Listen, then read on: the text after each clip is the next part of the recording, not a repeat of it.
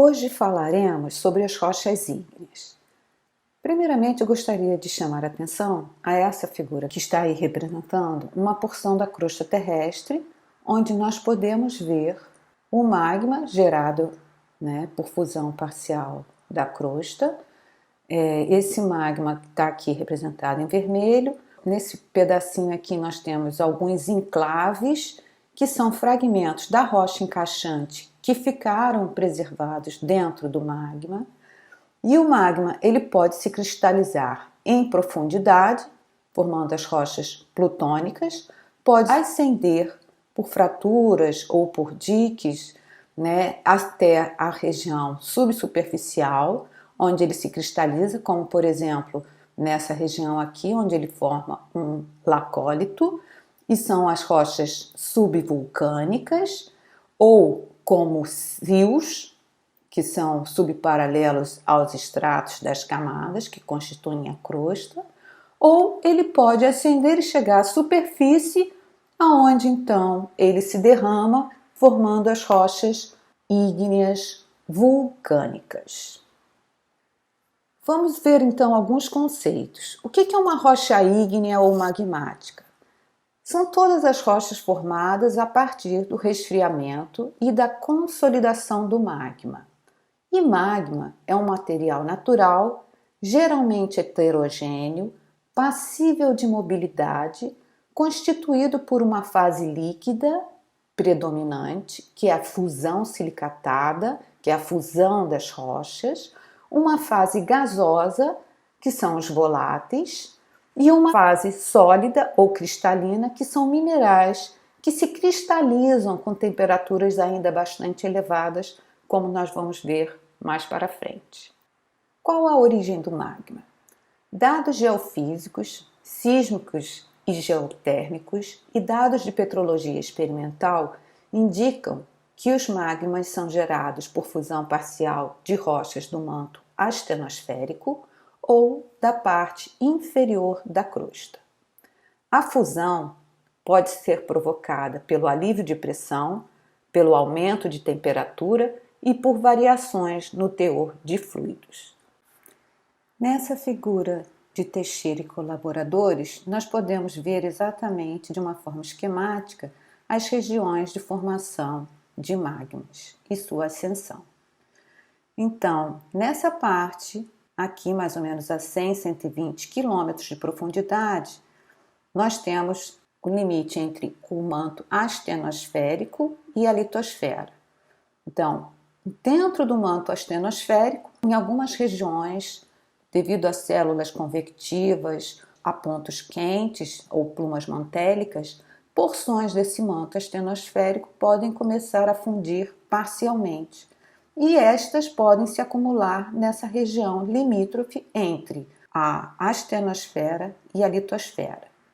A partir daí, esse magma pode encontrar condutos magmáticos e ascender até a região da descontinuidade de Mohorovičić, que separa a crosta do manto, e aí se acumular, acabando por proporcionar um aumento nessa temperatura e fundir a base da crosta. Esse material formado pela fusão parcial da crosta pode ascender como diápiros. E o que são diápiros? Diápiros, eles se formam porque eles ascendem simplesmente pelo processo de que o magma, por estar aquecido, ele é um líquido, ele fica dilatado, a densidade desse material é menor, então ele tende a subir por variação nessa densidade, e conforme ele vai subindo, ascendendo ou subindo, ele começa a se cristalizar, e se cristalizando em profundidade, ele vai formar os corpos magmáticos intrusivos e plutônicos. Esse magma também pode achar algum caminho, constituir uma câmara magmática e continuar subindo a partir dessa câmara magmática, que é eventualmente alimentada por novas fusões dessa base da crosta.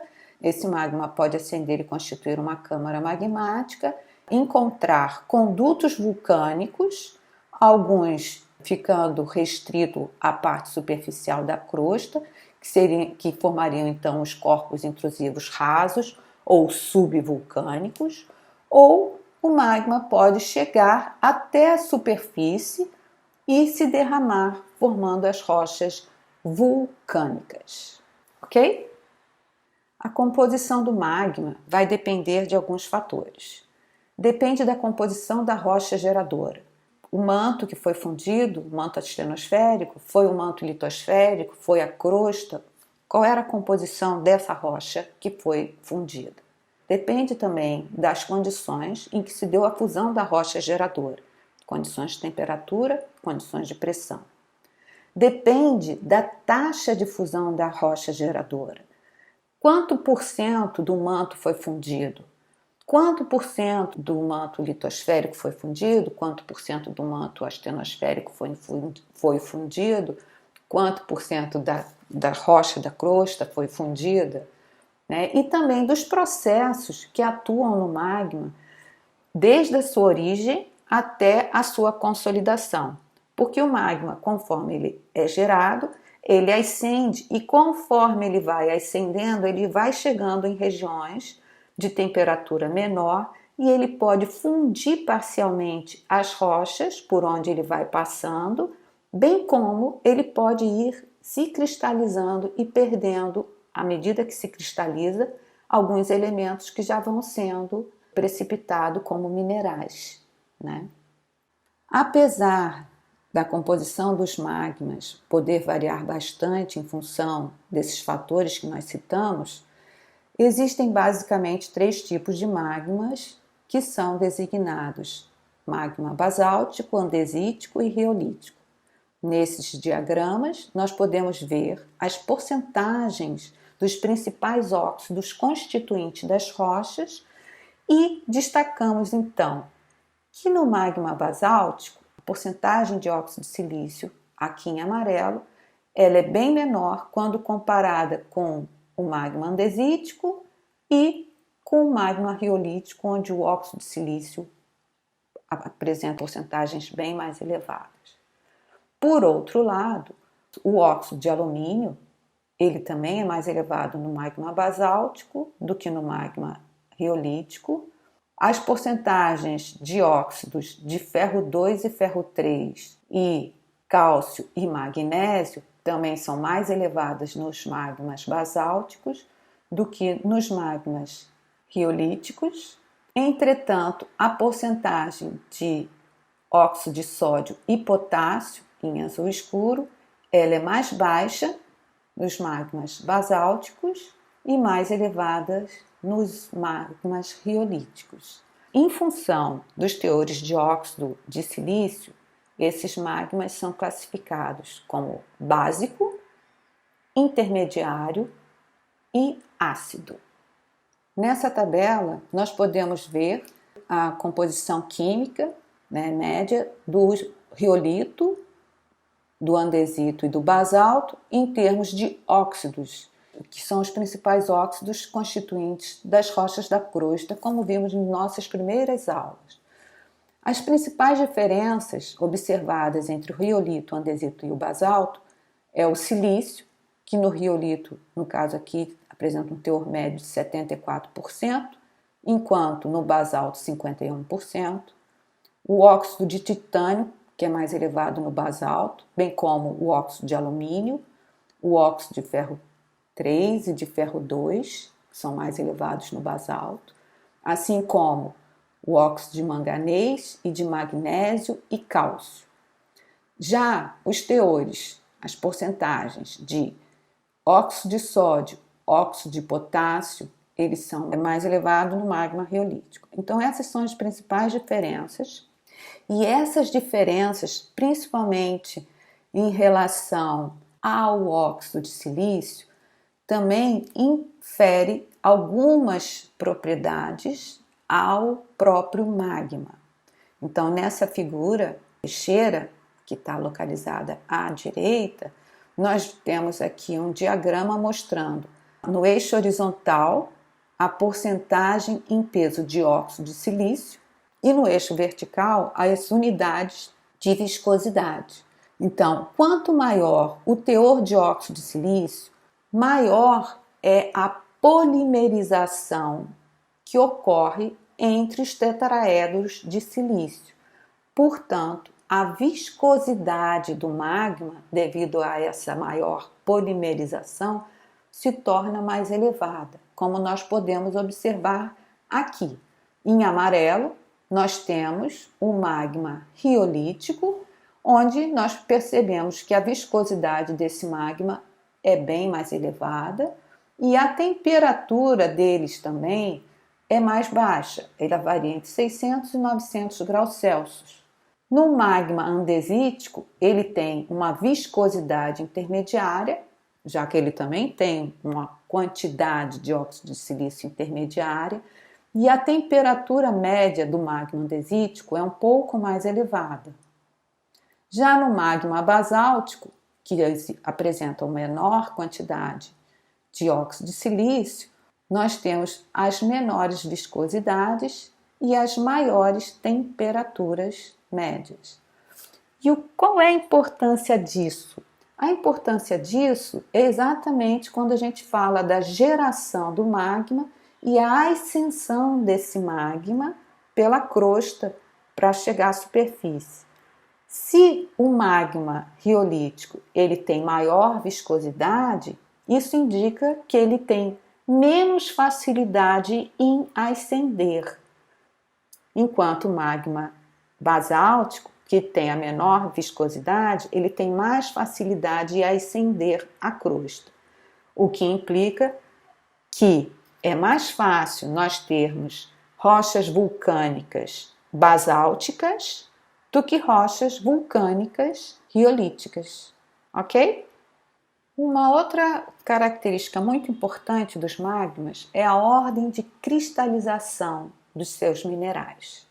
Essa ordem de cristalização foi definida por Bowen, que foi um petrógrafo que, estudando diversas relações ou as relações entre os minerais constituintes das rochas magmáticas, ele observou que alguns minerais se cristalizavam antes de outros através dessas relações de inclusão, de intercrescimento, né? Então, ele definiu uma ordem de cristalização do magma e essa ordem de cristalização, obviamente, vai depender da composição do magma, seja ele, se ele é basáltico, riolítico, andesítico, e da sua temperatura também.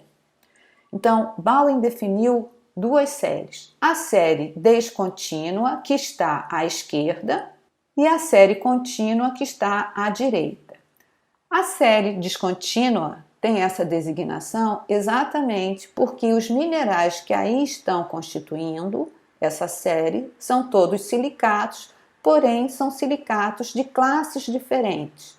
Então a gente tem inosilicatos, silicatos de cadeia simples, silicatos de cadeia dupla, filosilicatos, enquanto na série contínua nós temos todos os minerais do mesmo grupo, que é o grupo dos plagioclásios, ou seja, dos feldespatos cálcicos sódicos. Então, nessa figura, nós podemos ver aqui o tipo de magma nessa primeira coluna.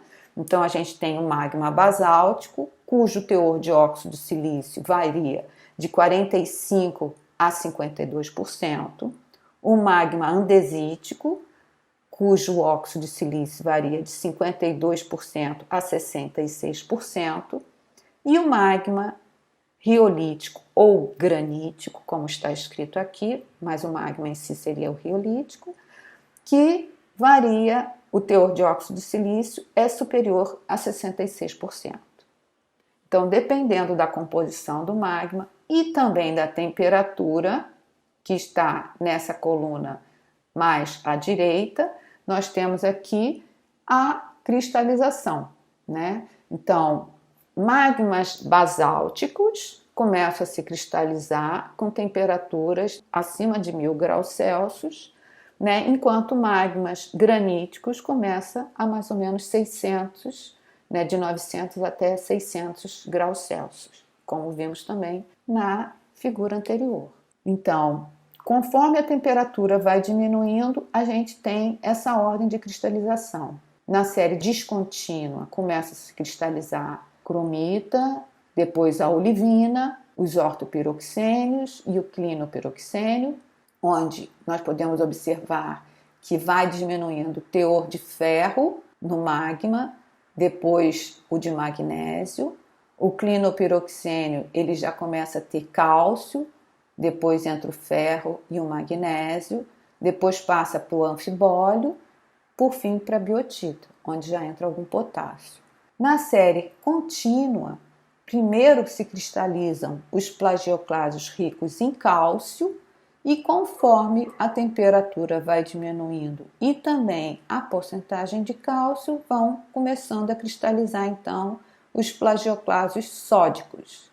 As duas séries se encontram e aí a gente começa a ter então a cristalização dos feldespatos potássicos, depois das micas e por fim o quartzo, né? Então todos os elementos químicos vão sendo utilizados na formação destes minerais da série contínua e descontínua e depois também na cristalização dos feldespatos potássicos e da moscovita e no final sobra simplesmente o quartzo, que é só óxido de silício, né? Então, com isso nós podemos observar a ordem de cristalização do magma. Agora nós vamos falar sobre algumas classificações que são utilizadas para as rochas ígneas.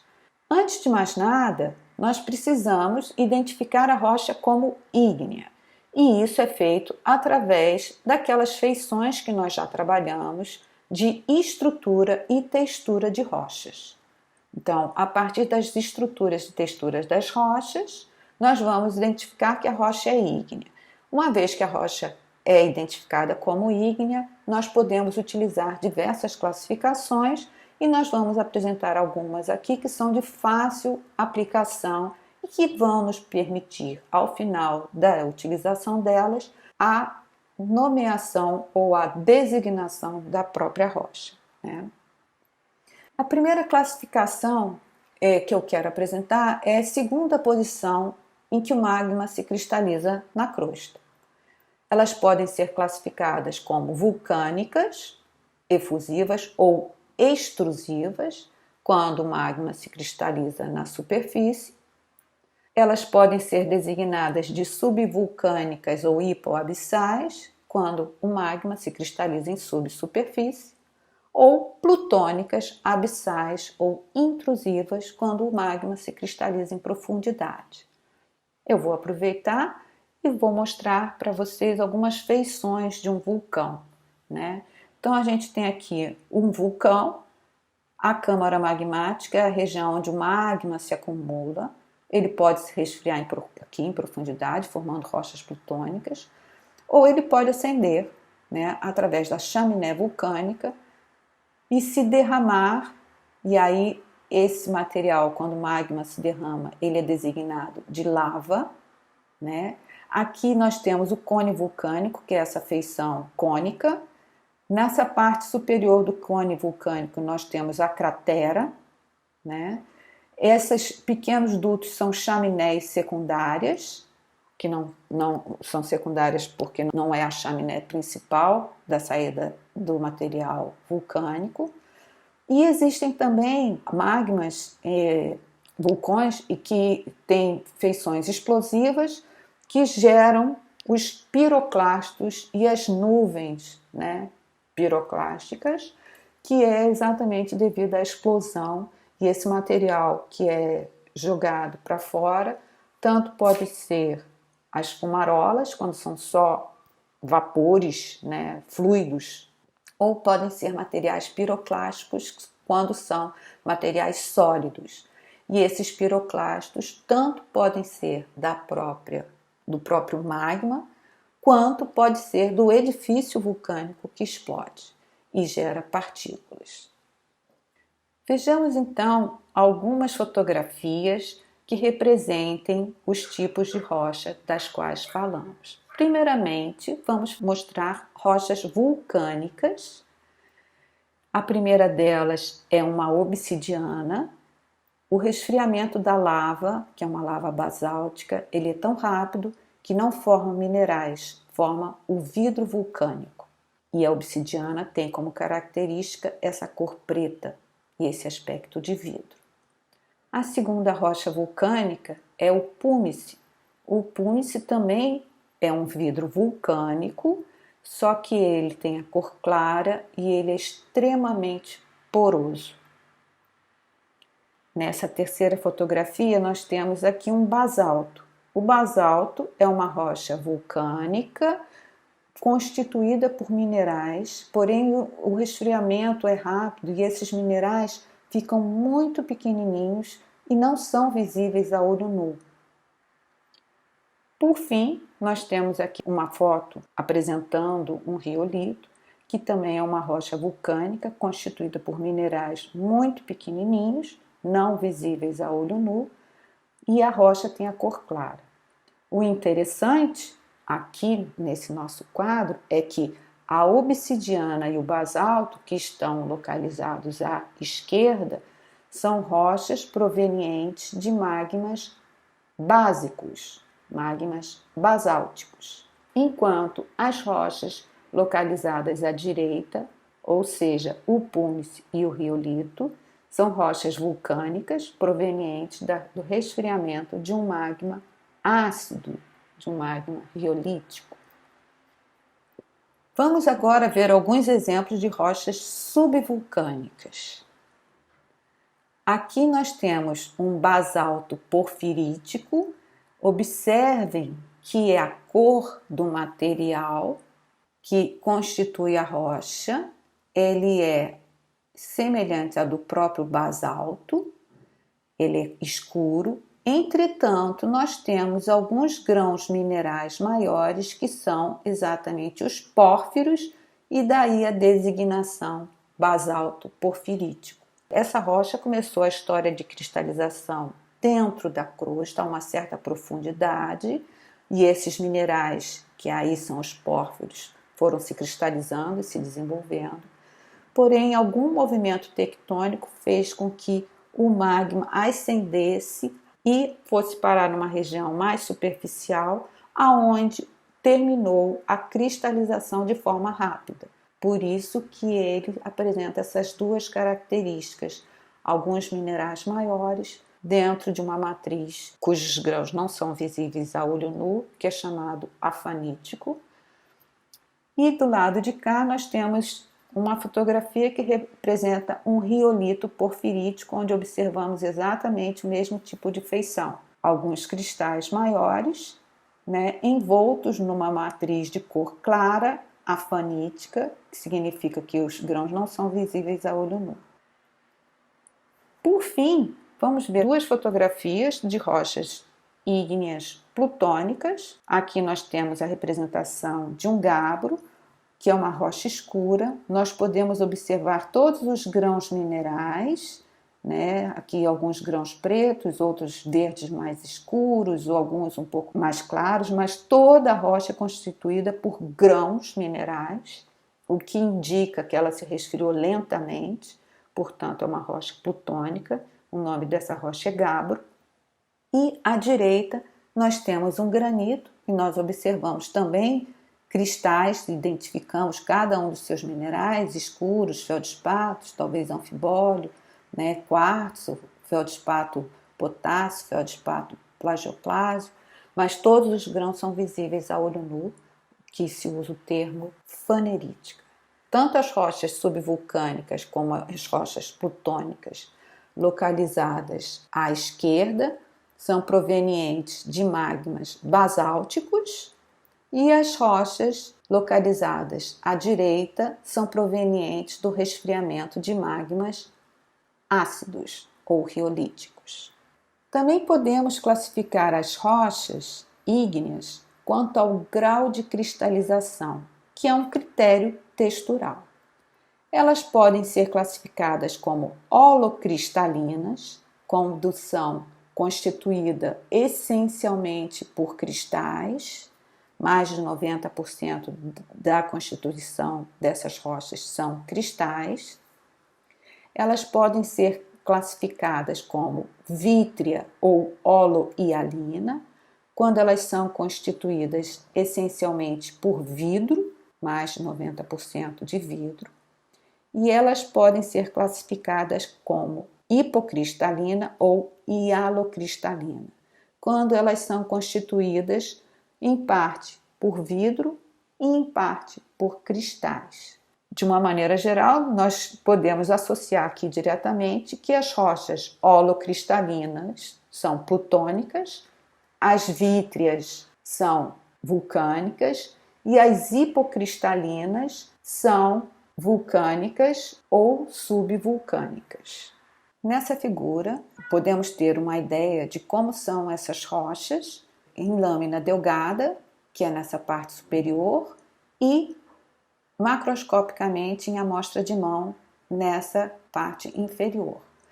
Observe que nós temos as dimensões da lâmina, aqui 1 milímetro, 0,1 milímetro, né? E aqui em centímetro, 1 centímetro, 2 centímetros, 5 centímetros.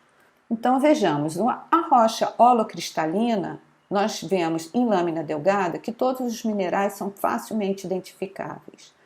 Quartzo, biotita, cafeldespato e plagioclásio, que são os constituintes desta rocha aqui, onde o cafeldespato é esse rosado, o quartzo provavelmente é o transparente, a biotita são esses minerais escuros. Na letra B, nós temos uma feição da rocha hipocristalina, né, em lâmina delgada. Alguns minerais são observados, que são os pórfiros ou fenocristais, que é outra designação para pórfiro, né, e a gente tem aqui alguns outros minerais pequenos em uma matriz afanítica. E essa é a caracterização macroscópica dela, que seria exatamente de um basalto. No caso, um basalto porfirítico, já que tem esse fenocristal. E na textura vítrea, o que a gente vê exatamente, não vemos minerais e podemos ver alguns esferulitos, que são exatamente, esferulitos são formados pela desvitrificação do vidro, né, que formam esses esferulitos. E aqui a gente teria uma feição de como seria um tufo, que é uma rocha vulcânica, né, soldado. Aqui nós teríamos exatamente a foto de um tufo soldado, que é uma rocha vítrea com alguns fragmentos, né, e porções que foram desvitrificadas. Outra classificação que podemos aplicar às rochas ígneas, também como critério textural, é quanto ao tamanho dos grãos. Podemos classificar as rochas quanto à visibilidade dos grãos a olho nu, ou seja, sem o auxílio de uma lupa ou de um microscópio, e essas rochas são então classificadas como afaníticas, quando os grãos não são visíveis a olho nu, e faneríticas, quando os grãos são visíveis a olho nu. Então, as rochas afaníticas são rochas que se resfriaram rapidamente, portanto, são vulcânicas. E as faneríticas são rochas que se resfriaram lentamente, os grãos minerais puderam crescer, e aí a gente consegue identificá-los a olho nu, e essas rochas são, portanto, plutônicas. Um outro tipo de classificação quanto ao tamanho dos grãos é em relação ao tamanho médio dos grãos que constituem a rocha. Neste caso, obviamente, nós temos que identificar a olho nu os grãos, ou seja, as rochas têm que ser faneríticas, a menos que a gente esteja utilizando um microscópio. Então, as rochas são classificadas em rocha de granulometria fina, quando os grãos minerais apresentam tamanho médio menor do que 1 milímetro, granulometria média, quando os grãos minerais apresentam tamanho variando entre 1 e 5 milímetros, grossa, quando varia de 5 a 30 milímetros, e granulometria muito grossa, quando os grãos minerais apresentam, em média, tamanho superior a 30 milímetros. Nessa figura, nós temos como isso é observado a olho nu, na primeira linha, com a lupa, com o auxílio de uma lupa, e com o auxílio de um microscópio.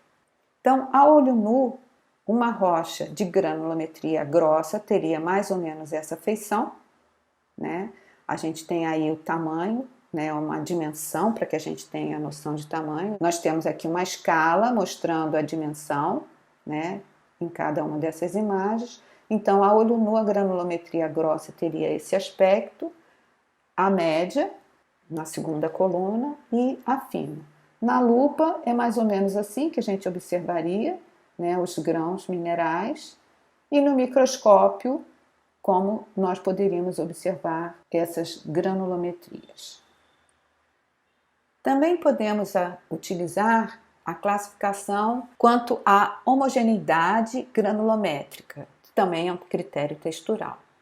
Então, a rocha ígnea pode ser classificada como equigranular, quando a maioria dos grãos minerais apresentam um tamanho relativamente igual. Ela pode ser porfirítica, quando a rocha é constituída por minerais com duas granulometrias distintas. Os minerais grandes são designados fenocristais ou pórfiros, como já falamos, e os pequenos, que constituem a maioria, são chamados de massa fundamental ou matriz. E também podemos utilizar o termo textura vítrea quando a rocha não apresenta minerais cristalizados. Ela se formou a partir de um resfriamento muito rápido da lava e a vitrificação desse material. Vejamos então alguns exemplos. Nessa primeira fotografia, nós temos uma rocha onde nós conseguimos identificar diversos minerais diferentes, alguns de cor escura, outros de cor rosada, outros brancos, cinza, mas todos os minerais são visíveis e eles apresentam, por isso o termo granular, e eles apresentam mais ou menos o mesmo tamanho e poderíamos empregar então o termo equigranular. E essa rocha é uma rocha plutônica. Essa segunda fotografia mostra uma rocha onde nós também conseguimos observar que ela é constituída integralmente por grãos, porém ela apresenta dois tamanhos de grãos. O tamanho principal, que é esse aqui, que seria uma granulometria média, a fina, né? E alguns fenocristais ou pórfiros, que são esses grãos minerais de feldespato, que são bem maiores. Daí nós empregaríamos o termo granular porfirítica, e essa é uma rocha também plutônica. Nessa fotografia nós temos uma rocha ígnea, vulcânica, de textura vítrea, na verdade é uma obsidiana, e nesta fotografia nós temos também alguns pórfiros, alguns cristais maiores, porém a matriz, o material que envolve esses pórfiros, não são identificáveis a olho nu. Portanto, essa rocha seria uma rocha subvulcânica porfirítica. Também podemos classificar as rochas ígneas ou magmáticas de acordo com o conteúdo de sílica. Essa já seria uma classificação cujo critério é um critério composicional. Essas rochas podem ser classificadas em ácidas, quando o teor de sílica é maior do que 66%, intermediárias, quando varia entre 52% e 66% de SiO2, rocha básica, quando a gente tem entre 45% e 52% de SiO2, e ultrabásica, quando você tem menos do que 45% de SiO2. Existem vários outros critérios de classificação para as rochas ígneas. Como eu disse, nós vamos apresentar alguns aqui, que são alguns critérios simples que nos permitirá, posteriormente, classificar essas rochas e designar. Nessa figura, nós temos, de forma resumida, algumas características dos magmas e das rochas por eles formadas. Então, nós temos aqui, na primeira linha, o nome do magma, magma basáltico, magma andesítico e magma riolítico. Na segunda linha, a representação esquemática da composição química desses magmas, né, em termos de óxidos. E aqui, como nós já havíamos visto anteriormente, né, na terceira linha, algumas características que estão inseridas neste tipo de magma. Então, por exemplo, o magma basáltico, a característica principal dele é o teor de óxido de silício, que é superior a 45%, como vimos anteriormente, e aquele cara só está arredondando essas porcentagens, então em vez de 45 ele colocou 50. Mas no magma basáltico, além de uma quantidade relativamente pequena de SO2, quando comparado com os demais magmas, ele apresenta uma pequena quantidade de gases, né? Enquanto no magma andesítico, que varia entre 45% e 66% de SO2, ele apresenta bastante gases dissolvidos, e no magma riolítico, que tem mais de 66% de SO2, ele apresenta muitos gases dissolvidos. As rochas resultantes da consolidação desses magmas são o gabbro e o basalto nos magmas basálticos, o diorito e o andesito nos magmas andesíticos, e o granito e riolito nos magmas riolíticos. Essas rochas de cima são rochas plutônicas e as rochas de baixo são rochas vulcânicas. Então, são designações diferentes, já que as características dessas rochas são diferentes, e a diferença entre essas rochas não está na composição química delas, mas sim na textura dessas rochas, né? E na forma como elas se resfriaram. As rochas plutônicas resfriam-se lentamente e por isso apresentam grãos minerais visíveis a olho nu, ou seja, são faneríticas, enquanto as rochas vulcânicas resfriam-se rapidamente ou vão ser constituídas por vidro ou vão ser constituídas por minerais bem pequenininhos, não visíveis a olho nu, ou seja, afaníticas. Ainda como um critério de classificação composicional, nós podemos classificar as rochas ígneas a partir do índice de cor. O índice de cor ele é dado através da porcentagem relativa entre minerais máficos, que são minerais que possuem cor escura, preto ou verde, como a biotita, os anfibólios, os piroxênios e as olivinas, e a quantidade de minerais félsicos, que são minerais que possuem cor clara, como os feldespatos, o ortoclásio, o plagioclásio, o quartzo e a moscovita. Quanto ao índice de cor, as rochas podem ser classificadas em leucocráticas, quando elas têm menos de 30% de minerais máficos, mesocráticas, quando elas têm entre 30% e 60% de minerais máficos, melanocráticas, quando elas têm mais de 60% de minerais máficos, e hipermelanocráticas, que são raras, quando elas têm mais de 90% de minerais máficos. Como é que se faz a porcentagem ou uma estimativa da porcentagem desses minerais numa rocha? Em geral, nós utilizamos um gráfico de estimativa visual de porcentagem. Então, aqui nós podemos ver exatamente isso. Se tivermos uma quantidade mais ou menos como essa, nós temos 1%, 7%, 15%, 25%, 40%, 50% e 30%. Então, a gente usa isso para estimar a porcentagem entre minerais máficos, escuros, e félsicos, claros. Vejamos então alguns exemplos. Na primeira coluna nós temos rochas que são classificadas como leucocráticas. Nós temos, se nós observarmos nessa rocha de cima, nós vamos ver que a quantidade de minerais de cor escura é inferior a 30%, portanto ela é leucocrática.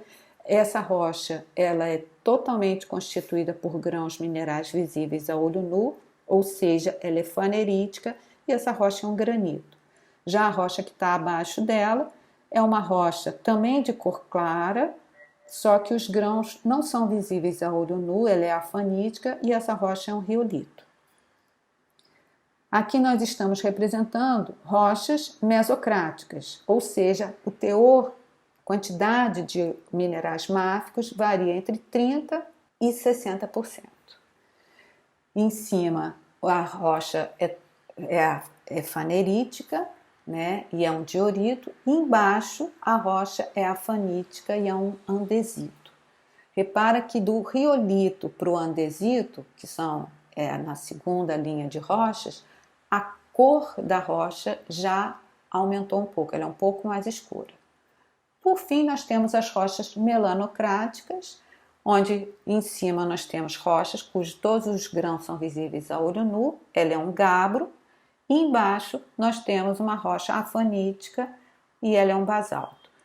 Então, as rochas, agora nós temos essa última figura, nós temos uma rocha muito escura, mais de 90% dos minerais constituintes dela são minerais máficos, e essa seria uma rocha hipermelanocrática, que é um peridotito.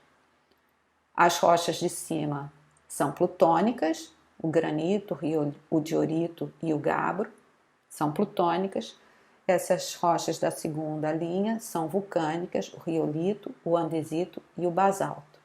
Então nós podemos ver nessa segunda linha o aumento da tonalidade ou da cor que vai ficando mais escura. As rochas ígneas também podem ser classificadas de acordo com o conteúdo mineralógico, o que é óbvio. Essa figura, ela mostra uma série de classificações conjuntas, né? Aqui na primeira linha a gente tem o tipo de textura afanítica, o que indica que a rocha é vulcânica, textura fanerítica, o que indica que a rocha é plutônica. Em amarelo estão os minerais de cor clara, leucocráticos ou félsicos, e em laranja os minerais que têm cor escura, que são melanocráticos ou máficos. Então, os principais minerais máficos são biotita, que é a mica preta, anfibólios, piroxênios e olivinas. Os principais minerais de cor clara são o quartzo, o cafeldspato, a moscovita, que é a mica de cor branca, e os plagioclásio sódico-cáusticos e cáustico-sódicos. Nessa parte aqui em marrom escuro, nós temos exatamente a porcentagem volumétrica desses minerais, tá?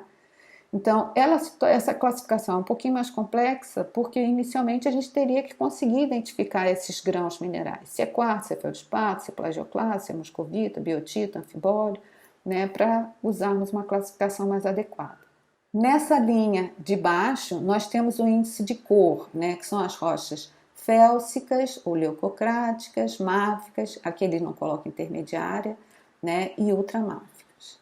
Aqui o teor de sílica, dióxido de silício, a porcentagem de óxido de silício, então as rochas ácidas, intermediárias, básicas e ultrabásicas. Então esse gráfico ele traz uma série de classificações juntas e permite identificar essas rochas ou classificar essas rochas a partir desses vários critérios. Então, uma rocha que é constituída essencialmente por minerais félsicos, se for afanítica é o riolito, se for fanerítica é o granito.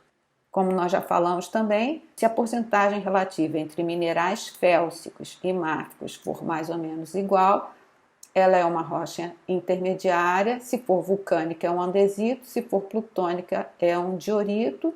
Se a porcentagem dos minerais máficos for muito maior, a gente pode ter um gabbro ou um basalto, ou se for mais de 90% de minerais máficos, a gente vai ter um peridotito, se ela for plutônica, e um comatito, se ela for vulcânica.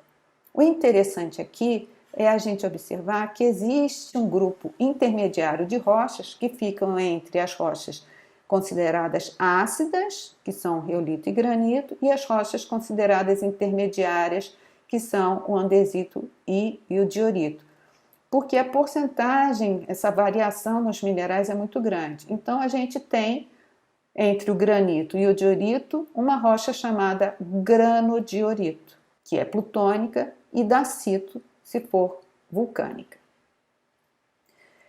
A classificação que eu acho mais simples e que eu acho que todo mundo consegue fazer é essa classificação proposta por Porter e Sidner em 1989 para as rochas ígneas comuns. Então, isso é um fluxograma muito fácil de ser utilizado.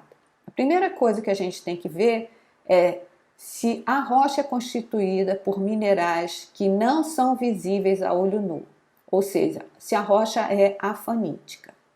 Se ela é afanítica, ela pode ter a textura de um vidro ou ela pode ter a textura de grãos muito finos. Se for um vidro e ela tiver a cor clara e for porosa, a rocha que você está classificando é um púmice. Se ela for constituída por vidro e tiver a cor escura e ela for compacta, a rocha que você está classificando é uma obsidiana.